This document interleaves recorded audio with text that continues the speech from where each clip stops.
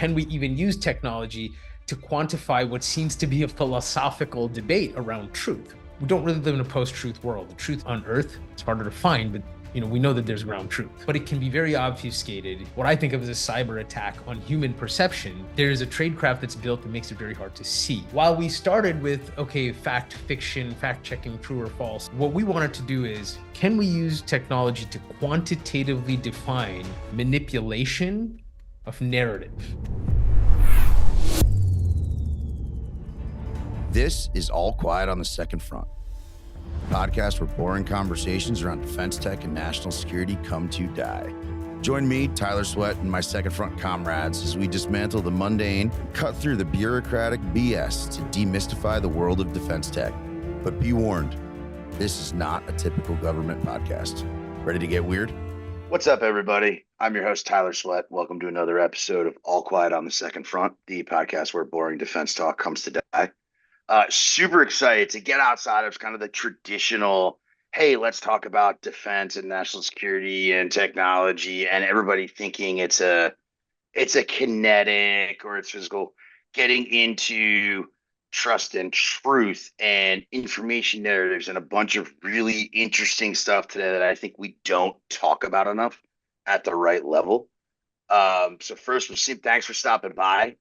Really excited to have you here to let folks hear one more about you and all the awesome work you're doing, but two, a little bit about Blackbird. And without further ado, can you give the folks a little bit of an overview, kind of who are you, what are you working on, and then let's get into it, brother. Awesome, man. And Tyler, thanks for having me. Really excited to be here, and also had a incredible experience at Offset recently. So one of the more tight, coordinated, and useful events I've seen in a while. So Thanks, brother. yeah. All right. Well, yeah, a bit about me. So, I guess like kind of gearhead since the early days. So, ended up turning that into like a computer science background. But I've always been messing with different systems, trying to break them, fix them, see what makes them tick. Serial entrepreneur, started my first company out of college. Different industries, like very different, from tech to manufacturing to a brief stint in the fashion and luxury world, which is unusual.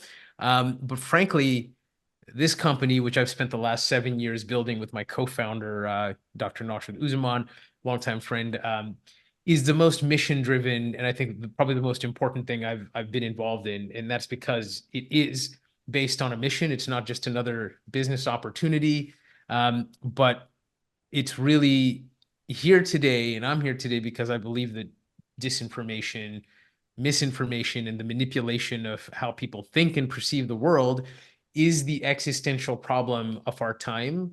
And that used to be received with a bit of hyperbole from people like back in 2015 when we first started thinking about it. Today, I don't really get that pushback. And really, when I say existential, I mean every critical problem that we're going to face for the next 10, 20 years, whether that's societal cohesion, whether that's geopolitical and kinetic warfare, or simply, just environmental, it doesn't really matter what it is.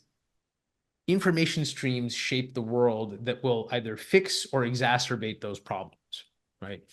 And so we really set out to say, okay, we're technologists. Can we utilize technology to find the signals that organizations need to be more strategic and understand the risk within, broadly, let's call it disinformation or misinformation. We'll get more into what we really mean by that in a moment. But just really glad to be doing this work, particularly at this time. I think it is the right time more than ever, and have a really great mission-driven team around me to help achieve our objectives. Yeah, and I'll add, I mean, as a former information operations officer who, back in 2010 on Fort Meade, trying to ring the bell on how important this stuff was. I too am glad you're working on it. So Appreciate that. The question around it's sort of, we tease it. So like, I want to start with like a framing question. I think you just alluded to it a little bit, but I think it will set the foundation for a really interesting sort of journey we can go on. I think disinformation and misinformation are thrown around very casually and all of the time. And sometimes maybe they're perceived to be weaponized or misrepresented. Like, from your expertise and sort of your point of view, like how are you bounding that and grounding that? And like where's that start point? Yeah, as a great one, because people ask us all the time, like, well, how do you know what's true, or how do you understand like who's really the right kind of source to listen to? And those are great questions. And in fact, we asked ourselves those questions in 2015. We asked ourselves, can we even use technology to Yeah. quantify what seems to be a philosophical debate around truth, right? So you probably heard for some time here, just pundits in media and whatnot, that we live in a post-truth world. We don't really live in a post-truth world. The truth is harder to unearth, it's harder to find, but we know that there's ground truth, right? Particularly in your background, my background, there is ground truth, but it can be very obfuscated using tricks of the trade, very much a tradecraft, what I think of as a cyber attack on human perception. There's a tradecraft that's built that makes it very hard to see the truth, right? Or to understand the narrative. And so while we started with, okay, fact, fiction, fact checking, true or false, and there are many organizations that think about that, and they think about media literacy and policy around all of that. What we wanted to do is, can we use technology to quantitatively define manipulation of narrative, right? And that's how we started defining it. And in fact, we now call this tradecraft, or the attack within the tradecraft, a narrative attack, right? And the narrative attack is a set of techniques that threat actors can use to change perception about a person, place, or thing. And that thing could be a policy, it could be a product, it could be a stock price. Doesn't really matter. But the idea there that is that there is a set of techniques can be used to shift behaviors, perceptions, outcomes, can lead from online chatter to real world harm, whether that's violence or moving markets, right? And Yep. so our field, as we think about it, is narrative intelligence. And the thing that's important here is, there's a lot of definitions. Disinformation is intentional creation of something that is, designed to deceive. Misinformation, the unintentional spread. Fine. But a narrative attack is a concerted effort using every tool in the kit, including a lot of the generative AI tools that are now out there, to create warped realities and change how people view the world for an outcome. It could be financial, it could be ideological. Some people just want to watch the world burn, but there's a purpose behind that. Things just don't always go viral. There's a lot of intention behind that. And that really still surprises people today, which surprises me, because we're seeing it every day, right? You talk the unintentional, the targeted, the intentional. You then also, as you were giving sort of anecdotes of potential outcomes or impact, like went, I think, very interestingly, from financial markets to physical violence to national security to all of that. It is a really like not bounded, maybe permeable segmentation of the market that is feeling it. It's not isolated into like a specific functional vertical or specific industry. Right. Given that and where you guys sit, not to ask like the huge question out of the gate, but like what keeps you up at night as you're looking at all of these different applications of intentionality or unintentionality, potential outcomes, risks, all of that. Like what what worries you? What keeps you up? Yeah. I, you know, I'll answer that for sure, but I will start with kind of what you were saying there, is just the broadness of the problem and the different industries and all the different kind of cases that this can actually apply to. So when we think about it, this problem, this notion of warping narratives, changing people's viewpoints, there's a aspects of corporate intelligence here. There's financial market manipulation. I mean, Bud Light is a great example of a narrative attack. They lost 20 some $billion in market value because of a marketing decision they made that got turned into a targeted narrative attack to damage the company. So that's like an enterprise or like a crisis version for a company, publicly traded company.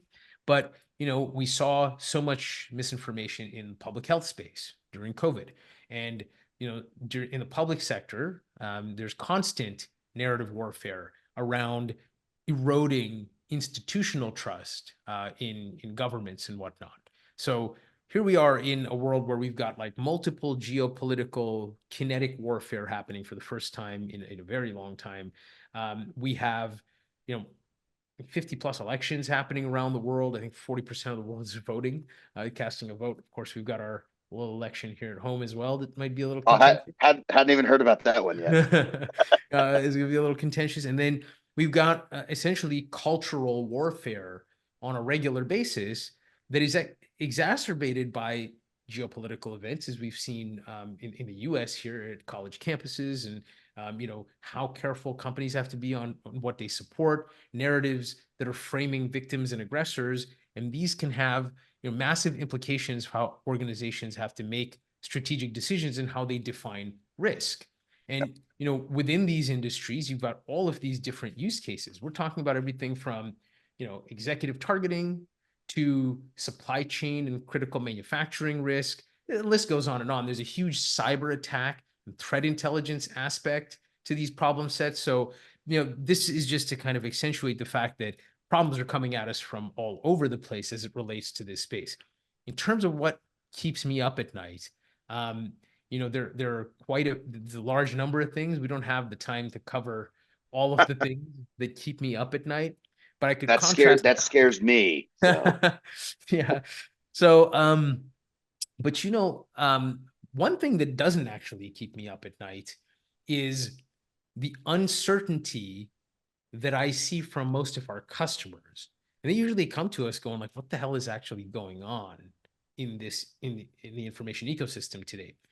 Being able to see that quantitatively through the AI platform that we've built, something we call the Constellation platform, gives me a lot of peace of mind to see those campaigns forming. Like, being able to see where they start, dark web to, see the underbelly to like mainstream, being able to see the actor groups that drive it, being able to see where the bot activity is occurring.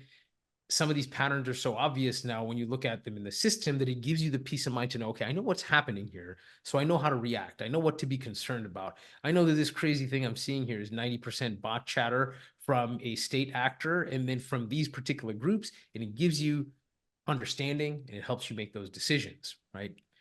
I think what really keeps me up at night is all of the tools that are becoming available, particularly from the generative AI world, the lack of regulation on platforms to be able to reel those in, and how easy access has become to anybody to do the work of 100 or 1,000 people, test all of these campaigns, create a massive amount of noise.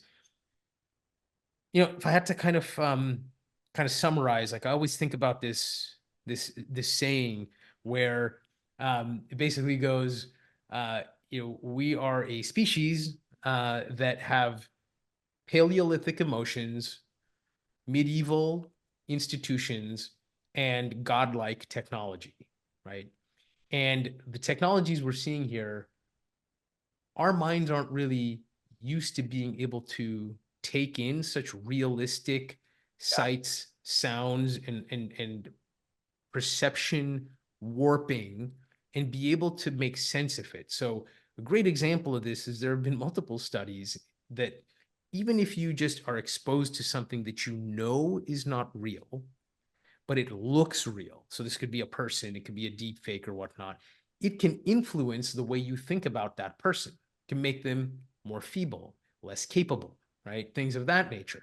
And then, of course, you can just fake entire scenarios, right? You may have seen some of these, but there's been Zoom calls with complete deep fake audio and real-time facial warping. And people, I think there was a CFO that transferred like 20, $25 million that's the case I was gonna bring up. Yeah, it's on the basis insane. of this. There are people generating their children's voices through small clips on social media and calling them for ransom requests. I think there was a woman who went to Congress to speak to this.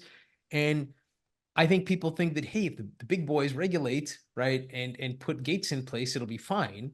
Well, no, there's like 10 other versions of these models that you can get on the dark web that are just as, I wouldn't say just as good, but they're very close, right? And so the threat actors can do what they need to do. So it's like Pandora's box has been opened. What concerns me is that people aren't acting quickly enough to get defense protocols in place, right? Like with cyber and kinetic, defense will trail offense. New attacks will come, but people aren't really fully awake on the layers they need to put in. And really, that's why our team gets up every day is like, okay, we've built this thing, right? It's what the world kind of needs. Our thing every day is like, we got to let the world know we exist. And there's something they can actually do about these, seemingly new problems to most people that just popped up in the last year, but it's been building for close to a decade here. Yeah.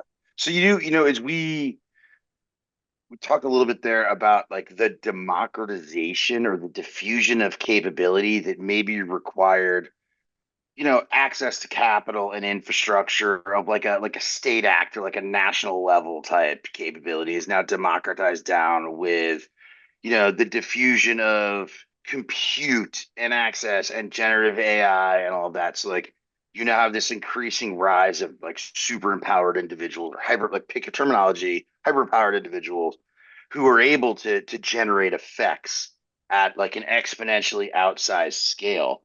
To your point, sort of about defense, but to put like a little nuance on it and say, as we talked about the challenges of influence and understanding truth and all of that. Right. For me, that linkage always is this like this the chain link around trust. Right. Like how telling somebody or showing somebody what's true or transferring truth in a communications thing is only as good as that link between the recipient and the mechanism or the medium. Mhm. So how do you guys think about trust and like consumption and like protection and resiliency and robustness around like that link in the node or that node in the chain, if you will? Yeah, great way to think about that and frame it. Like the very first blog post I ever wrote, as in Blackbird, anyway, was this thing called, attention versus credibility, right? It's still floating around somewhere. But this was the notion of the systems that we've built don't really care intrinsically or not designed to think about credibility, algorithmically anyway, right? And neither are the organizations that build them. They're thinking about attention. So attention is dollars, and attention is algorithmic reach, and trust, credibility are not really considerations to the machine that's running that system, right? So what we've seen happen over the last 10 years is 10, 12 years is the algorithm is just going to optimize for the most minds, the most engagement. And it turns out that false information and enraging information will make the algorithm hum the fastest and most efficiently, right? Um, in the US in particular, um, just the rules we have in place and we want them in place around freedom of speech and whatnot also makes it more challenging, right? You can't just shut these things down. You have to kind of let them run, and then people have to have other filters in place.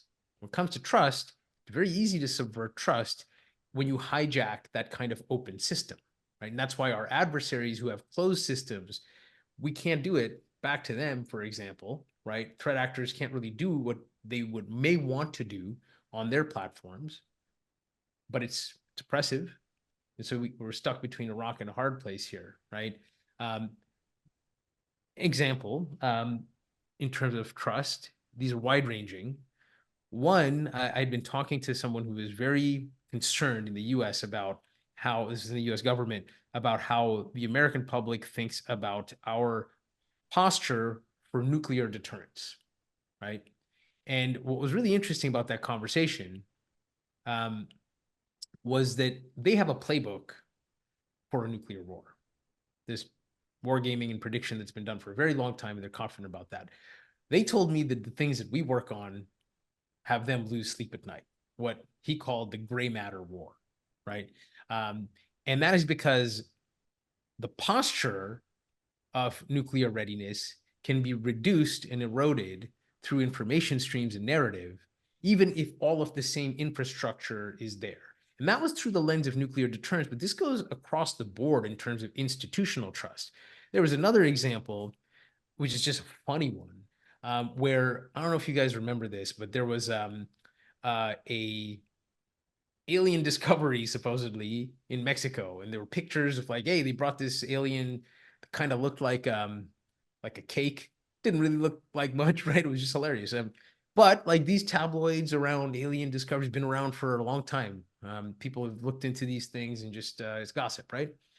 What was really interesting was that the narratives that we saw in our platform were ones of erosion of institutional trust in the US government because here's another Yeah. thing you didn't tell the public, right? Here's Like another lie. Yeah. another lie, right? And you can do that almost anywhere with anything that happens that gets enough attention. And when you have enough attention, you can actually subvert credibility and trust by creating sub narratives out of the thing that has everybody's attention for the day, right? So trust is only as good as, one, your sources, two, your ability to understand why that narrative is actually spreading and potentially infecting the minds of different subgroups, and then really being able to understand how much of it is authentic and how much of this thing that might be reducing trust is being amplified by a threat actor, a state actor, etc. Right? Um, but one additional thing to note here is you can take something that is inherently true from the perspective of ground truth, like we were talking about. You can recontextualize that narrative. You can pair it with a deep fake. You can take that thing that's true, like, you in your space know that you got to always throw in a little bit of truth with the lie to make it more credible. And you can do that today at scale with very hyper realistic things to erode trust. You can take a piece of information that's very true. We saw this happen over and over during like COVID-19, for example. Take something that actually happened, warp it, change the statistics a bit, pair it with the video from 2 years ago, and then you send it off and amplify it. And you do it 100 times, you do it 1,000 times, and you go even deeper on the two or three that work, right? And those stick. So, I think that's a great example using COVID-19 or using, the alien type thing. Um, last question, and then I'll turn to the sort of the second to last question, I should say. I was doing bad math there. We talked about sort of the permeability, the unboundedness of all of this. We talk about hyper empowered individuals, sort of the extensibility of the risk or the attack vector. We talk about preservation or erosion of trust and truth and sort of the complexity between that, right? Like, give me the, not the what keeps you up at night, but like, what's the scenario that scares you? Like, what's a, hey, if you were a bad guy for a day, not giving away free advice to adversaries, but like, what's a hypothetical scenario that like you could use to make this super crystallized for folks? So they're like, oh, oh shit, like I didn't think about it this way. What's something like that look like? Yeah. So, and you're right, I do get worried about seeding ideas into the Yeah, environment. that's I was like, I know this is like an off the wall question. This is such an Yeah. interesting conversation. Like, I think one of the most, I suppose, one of the most concerning things here is what I've kind of been seeing over the last year, maybe even 2 years, on convergence of information operations and cyber attacks, Yeah. right? And right now, in particular, ever since maybe a little bit before, but one of the events there was the Baltimore Bridge, right?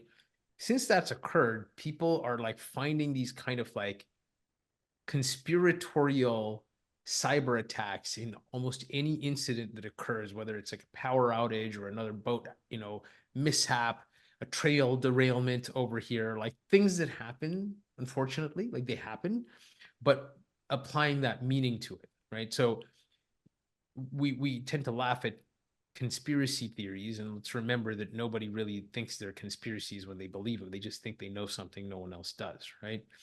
They're not laughing at themselves. And so the problem with the way you could coordinate things to subvert trust is you just create like the perfect storm of conspiracies at the right time, whether that be an election or an actual event that occurs. Let's say a blackout, happens for whatever reason, right? The ability to actually create civil and societal unrest that will be hard to potentially put back into the box if it's done at the exact right time across enough platforms with enough veracity, with enough lasting power, especially if there's like other unpredictable things, internet outages. I mean, the recent solar flare, for example, people were expecting that every single one of these kind of events that happen in the world can be used to create massive panic, right? So I think about like the massive panic scenario that can have additional conspiracies and misinformation and narratives fed in, particularly by like a nation state that wants to see the worst outcome here. That's like one of the maybe not the worst case scenario, but it's a really bad scenario, right? I mean, I think it's been said that we're is it 2 meals away from anarchy, right? So uh, those kind of things concern me, right? And even prepper mentality doesn't get you past a week if that kind of infrastructure, has problems. So, and there's a lot of different ways to get at that, right? There's power grid methods, there's all kinds of things. And once that happens, you know, you're kind of blind and deaf and dumb from the information channels and you only get what you get.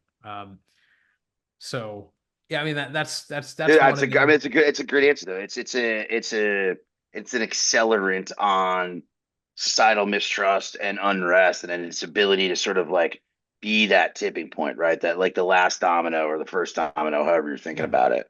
Yeah, I mean, Giving because in a society that has trust in their government and in their neighbor, if something like that were to occur, a blackout, a natural disaster that was going to persist for more than a week or 2 weeks or 3 weeks, in that scenario, you have a much better opportunity of saying, okay, I'm going to be taken care of, things are going to be okay, right?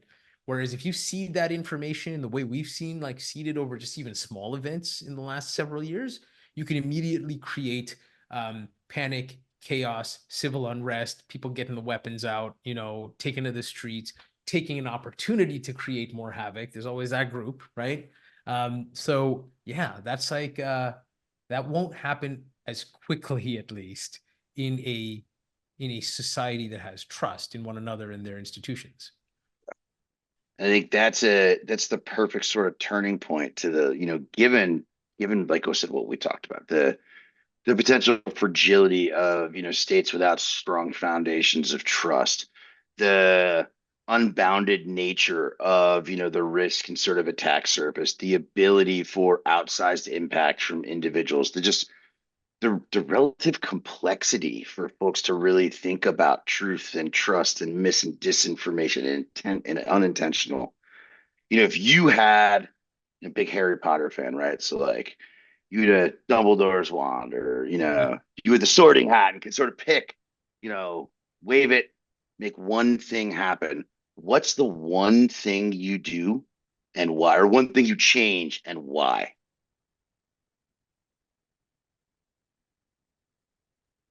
Yeah, this is a tough one for a number of reasons. But, you know, I think we're talking about being so here's where I would go with this, honestly.